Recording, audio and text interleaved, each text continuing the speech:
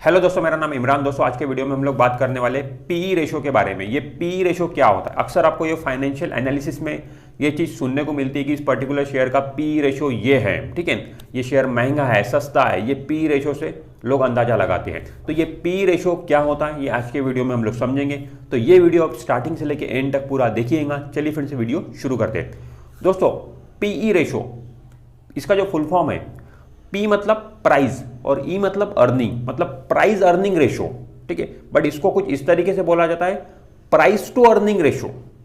Price to earning ratio, price मतलब कीमत, ठीक है, मतलब आपको अर्निंग करने के लिए क्या कीमत चुकानी है, ये पी रेशो से आपको पता चलता है। मतलब प्राइस टू अर्निंग, अर्निंग करने के लिए आपको क्या प्राइस चुकानी है, क्या कीमत चुकानी है, ये आपको पी रेशो से पता चलता है, ठीक है।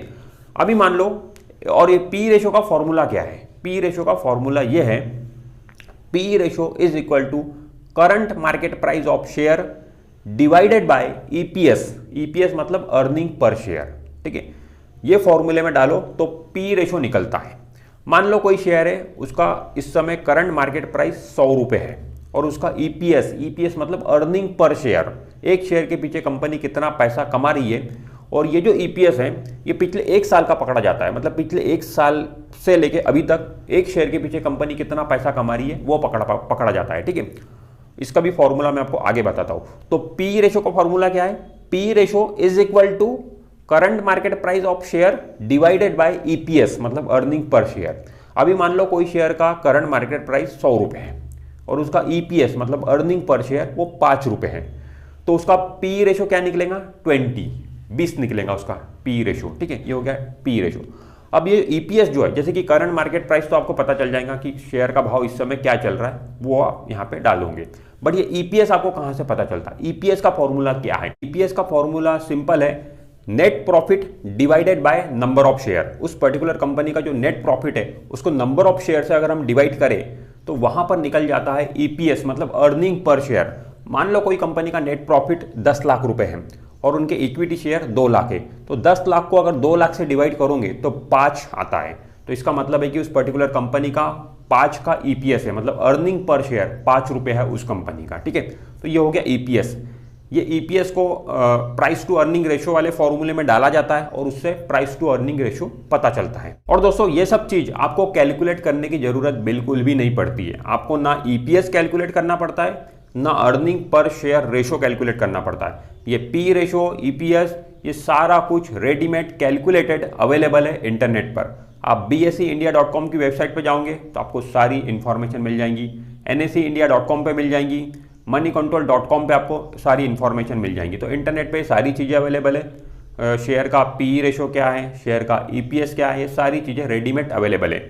आपको ये खुद से कैलकुलेट करने की जरूरत नहीं है, बट मैंने आपको बताया कि ये किस तरीके से कैलकुलेट होता है। अब जैसे कि मैंने आपको बताया कि पी रेशो का मतलब होता है प्राइस टू अर्निंग रेशो, मतलब आपको अर्निंग करने के लिए क्या प्राइस चुकाना है।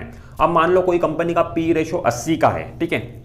इसका मतलब क्या? इसका मतलब यह है कि उस पर्टिकुलर कंपनी में आपको 1 रुपया कमाने के लिए 80 रुपये देना पड़ेगा। अगर कोई कंपनी का पी रेशो 80 है तो मतलब उस पर्टिकुलर कंपनी में आपको 1 रुपया कमाने के लिए 80 रुपये निवेश करना पड़ेगा।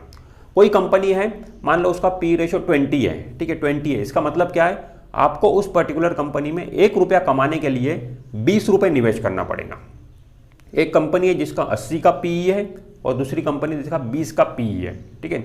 अब मैं आपसे पूछता हूँ, आप कौन सी कंपनी में पैसा निवेश करना पसंद करोगे? मैक्सिमम लोग बोलेंगे कि 20 रुपये वाली कंपनी, मतलब उसमें हमको 20 रुपये निवेश करना है तो हम 1 रुपये कमा सकते हैं, हम उसमें निवेश करना पसंद करेंगे। क्योंकि दूसरी कंपनी में हमें 80 रुपये निवेश करना है तब हम 1 रुपये कमा सकते हैं। पर दोस्तों ऐसा नहीं है, क्योंकि दोस्तों नॉर्मली जो हाई पी वाली कंपनी होती है, मतलब जिस कंपनी का पीई रेशो हाई होता है, वो कंपनी ज़्यादा रिलायबल होती है, ठीक है, ज़्यादा भरोसेमंद होती है, बड़ी कंपनी होती है। उन कंपनियों का जो पी रेशो वो बड़ा होता है, ज़्यादा होता है। और जिन कंपनी का पी रेशो कम होता है वो कम रिलायबल कंपनी होती है, छोटी कंपनी होती है, कम भरोसेमंद कंपनी होती है, ठीक है। मतलब कोई कंपनी का पी रेशो आपको बहुत ज़्यादा दिखाई दे रहा है, 70 का, 80 का पी का, ये समझ लो कि वो बड़ी कंपनी है, रिलायबल कंपनी है, लोग उस कंपनी पे भरोसा करते हैं, इसीलिए उसका पी रेशो ज़्यादा है। और कोई पर्टिकुलर कंपनी जिसका पी रेशो कम है, ठीक है। तो मान लो वो कंपनी छोटी है, लोग उस पर कम भरोसा करते हैं, लोगों को उस कंपनी पे कम विश्वास है, ठीक है। तो इस तरीके की सिचुएशन होती है। अब दोस्तों इसको एक एग्जांपल के थ्रू समझते हैं। एक क्रिकेट मैच का एग्जांपल हम लेते हैं, ठीक है। मान लो ऑस्ट्रेलिया और बांग्लादेश का मैच है। इस मैच में आपको बैटिंग करना है, मतलब शर्त लगाना है।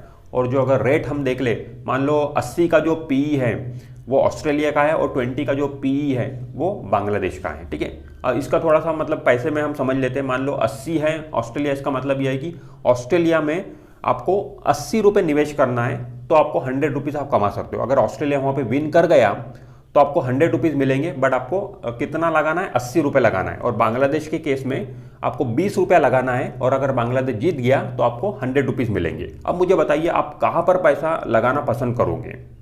बहुत सारे लोग बोलेंगे कि हम ऑस्ट्रेलिया पर पैसा लगाना पसंद करेंगे।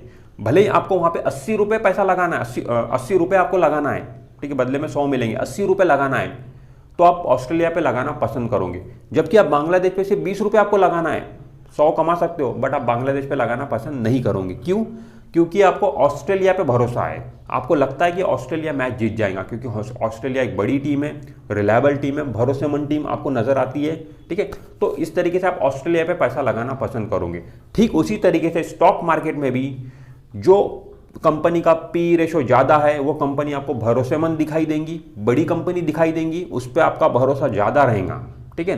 और दोस्तों कभी कभी क्रिकेट मैच में भी ऐसा होता है कि बांग्लादेश भी ऑस्ट्रेलिया को हरा देती है। तो ठीक उसी तरीके से स्टॉक मार्केट में भी कभी कभी क्या होता है कि बड़ी कंपनियों में आपको लॉस हो जाता है और छोटी कंपनी आपको प्रॉफिट देके जाती है। तो ऐसा उतार चढ़ाव स्टॉक मार्केट में भी होता है। बट पी रेशो देख के हमें यह पता चलता है कि मान लो अगर कोई कंपनी का पी रेशो 70 का, 80 का, 90 का, तो हम नॉर्मली बोलते हैं कि ये कंपनी महंगी है। और कोई कंपनी का पी रेशो 20 का है, 30 का है, तो हम बोलते हैं कि ये कंपनी सस्ती है। बट ये रेटिंग किसने दिया है? ये रेटिंग शेयर होल्डर ने दी है, मतलब जो उस कंपनी में पैसा लगाने वाले लोग हैं उन्होंने दिए हैं। उन्हें लगता है कि ये कंपनी ज़्यादा रिलायबल है, ज़्यादा भरोसा करते हैं उस कंपनी पे, तो उसका पी रेशो ज़्यादा दे देते हैं वो, ठीक है। और कोई कंपनी पे उन्हें भरोसा कम है तो उसका पी रेशो कम होता है, ठीक है। बट दोस्तों अगर आप शॉर्ट टर्म के लिए कोई कंपनी में पैसा निवेश करना चाहते हो, 1, 2, 3, 4, तो हमें बड़ी कंपनियों में भी पैसा निवेश करना चाहिए। उसका पी रेशो नॉर्मली ज़्यादा ही रहेगा, ठीक है। बट आप लंबे समय के लिए पैसा निवेश करना चाहते हो, मतलब 5 साल 10 साल के लिए, तो फिर आप कम पी वाली कंपनी में भी पैसा निवेश कर सकते हो, क्योंकि छोटी कंपनी रहेंगी, मतलब मिड कैप स्मॉल कैप रहेगा, वहाँ पे आप पैसा निवेश कर सकते हो। बट आपको फंडामेंटल एनालिसिस करना जरूरी है। सिर्फ पी रेशो देख के पैसा नहीं लगाना है आपको, और भी बातें आपको देखना पड़ता है। तो दोस्तों आज के वीडियो में हमने समझने की कोशिश की है कि पी रेशो क्या होता है, इसका फॉर्मूला क्या होता है, इसका क्या यूज है। मुझे उम्मीद है कि ये वीडियो आपको अच्छा लगा होगा। अगर वीडियो अच्छा लगा तो वीडियो को लाइक जरूर कर दीजिए, और आपने अभी तक हमारे चैनल को सब्सक्राइब नहीं किया तो चैनल को सब्सक्राइब करके बेल आइकॉन जरूर प्रेस कर दीजिए। मैं मिलता हूं आपसे नेक्स्ट वीडियो में, तब तक के लिए बाय बाय।